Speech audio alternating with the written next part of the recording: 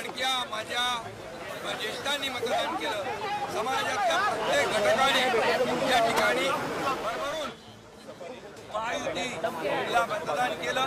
गेले 2-2.5 वर्ष जे महायुतीने काम केलं त्या कामाची पोचपावती या निवडणुकीमध्ये जनतेने दिली आणि म्हणून महाराष्ट्रातल्या जनतेला मी पुन्हा एकदा त्यांच्या मनापासून आभार मानतो, त्यांना मनापासून धन्यवाद देतो.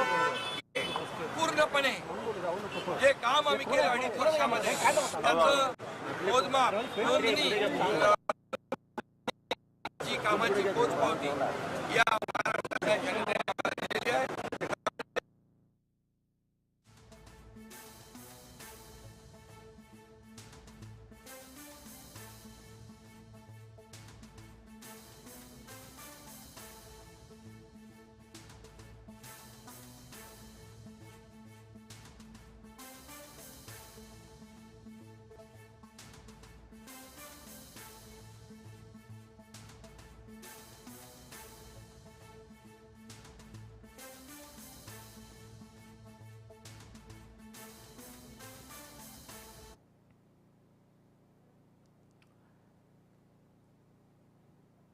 రైట్. మహారాష్ట్ర జార్ఖండ్ ఎన్నికల ఫలితాలు ఉత్కంఠను రేపుతున్నాయి. మహారాష్ట్రలో ఎన్డీఏ కూటమి దూకుడు మీద ఉంది. ఇప్పటికే 145 సీట్ల మ్యాజిక్ ఫిగర్ను ఎన్డీఏ కూటమి దాటేసింది. అటు జార్ఖండ్లో కాంగ్రెస్ హవా నడుస్తుంది.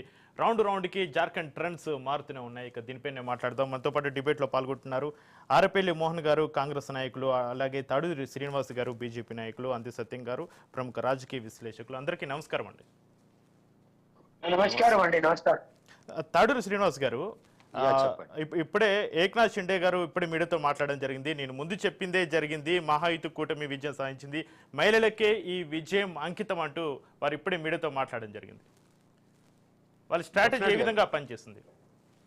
స్ట్రాటజీ అంటే గతంలో ఇప్పుడు ఉన్నటువంటి నాయకులందరూ కూడా గతంలో గవర్నమెంట్ లో పనిచేసినటువంటి వారు. ఉదాహరణకి ఫడ్నవీస్ గారు చాలా చక్కగా సీఎం గా పనిచేసినారు. మళ్ళీ ఈ రోజు డిప్యూటీ సీఎం గా కూడా వారు ఎంతో ఓపికతో ఒడంబికతో వారికి కాంట్రిబ్యూట్ చేసినారు ఏక్నాథ్ షిండే సీఎం గారికి.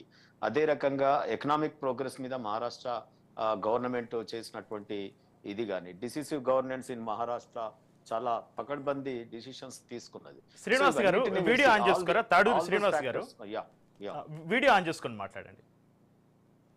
ఓకే, వీడియో ఆఫ్ లో ఉంది, వీడియో ఆన్ చేసుకొని కంటిన్యూ చేయండి. ఓకే, సో వీడియో మీట్లో ఇప్పుడు బాగుందా?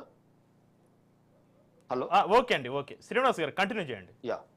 అయితే ఈ రకంగా మహారాష్ట్రలో మీకు గవర్నెన్స్ ఏ రకంగా ఉందో చూసి ప్రజలు ఓటేశారు. అనేక ఫ్యాక్టర్స్. ఈరోజు మోడీ గారు దేశవ్యాప్తంగా ప్రపంచ పటంలో విశ్వవిఖ్యాతం, మన భారతదేశం యొక్క ప్రఖ్యాతిని వారు ఒకరి వైపు చాటుతా ఉన్నారు. ఎకనామిక్స్ లో ఈరోజు ఆర్థిక ప్రగతిలో మనం 5th స్టేట్ గా వరల్డ్ లో ఎమర్జ్ అయినాము. 3rd అచీవ్ చేయబోతా ఉన్నాం. ఈరోజు మీకు ఉదాహరణకు తెలుసు, ఈరోజు విదేశీ మారక ద్రవ్య నిల్వలు దాదాపు చాలా దశాబ్దాల కాలం తర్వాత, దాదాపు ఒక 5 దశాబ్దాల తర్వాత మళ్ళీ మనము ఒక సంవత్సరం పాటు ఇంపోర్ట్ చేసుకునేటటువంటి మన దగ్గర నిల్వలు, విదేశీ మారక ద్రవ్యాలు డాలర్ల రూపంలో ఉండడం. అదే రకంగా మనం ఆ రోజు కుదవబెట్టినటువంటిది మీకు అందరికీ తెలుసు, చంద్రశేఖర్ గారి గవర్నమెంట్ లో, కాంగ్రెస్ గవర్నమెంట్ లో ఏదైతే మనం లండన్ లో కుదవబెట్టినాము బంగారము. సో బంగారం అనేది ఇక ప్రైడ్ కి చిహ్నం ఒక భారతదేశానికి. అదే రకంగా బంగారు నిల్వల్ని ఒక స్టేబుల్ ఎకనామిక్ సోర్స్ గా భావిస్తూ ఉంటారు మన ప్రపంచ దేశాలన్నీ కూడా. మరి అవన్నిటిని కూడా మొన్ననే మనం ఈరోజు 850 మెట్రిక్ టన్నుల గోల్డ్ ని మళ్ళీ మనం మన దగ్గర, అది కూడా ఎవరు కూడా ఏ దేశం, రష్యా కూడా even London bank of England లో దాచిపెడతా ఉంటుంది, సర్టెన్ ఫీజు కడతా ఉంటారు. సో కుదబెట్టినప్పుడు మనం కట్టే మిత్తిలు కానీ, లేకపోతే ఈరోజు అక్కడ నిల్వ ఉంచినందుకు వారు తీసుకునే సెక్యూరిటీ ఫీజు కానీ అవన్నీ తప్పినాయి. ఈ రకంగా దేశవ్యాప్తంగా మోడీ గారి యొక్క చరిష్మా ఒకవైపు, మహారాష్ట్రలో స్టేబుల్ గవర్నమెంట్ ఇస్తూ వారు ప్రోగ్రెస్ సైడ్ ముందుకు పోవడం, ఇవన్నీ కూడా కలిసి వచ్చినాయి. ముఖ్యంగా టీం వర్క్ కూడా బాగా కలిసి వచ్చింది. సో అందుకనే ఈరోజు commitment to long term government, even కోalition governments ను కూడా బీజేపీ చాలా చక్కగా నడిపించగలుగుతుంది.